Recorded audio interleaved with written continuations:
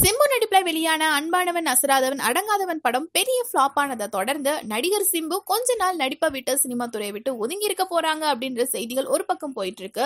And இன்னொரு பக்கம் நடிகர் சிம்பு நடிகரா இல்ல மியூசிக் டிரெக்டராவும் அதுல கவனம் செலுத்த போறாங்க அப்படின்ற மாதிரியும் சொல்லப்பட்டு இருக்கு. இருந்தாலும் சிம்புவோடைய ஃபேன்ஸ்லாம் மறுபடியும் சிம்பு எப்ப வருவாங்க, மறுபடியும் அவங்கள நடிகரா எப்ப பார்ப்போம் அப்படின்னு தான் வெயிட் பண்ணிட்டு இருக்காங்க.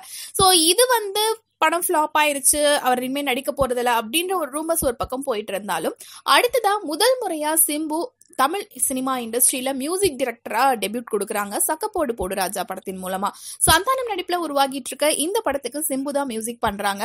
சோ சிம்பு இந்த படத்துடைய எல்லா பாடலையும் கம்போஸ் பண்ணி முடிச்சிட்டாங்களாம். சோ இதனால இந்த படத்துடைய ஃபர்ஸ்ட் சிங்கிள் ட்ராக்கை கூடிய சீக்கிரம் ரிலீஸ் பண்ண போறதாகவும் அதுக்கான அபிஷியல் அனௌன்ஸ்மெண்ட் கூடிய சீக்கிரம் இருக்கும் அப்படின்ற செய்திகளும் இப்போ வெளியாகி இருக்கு.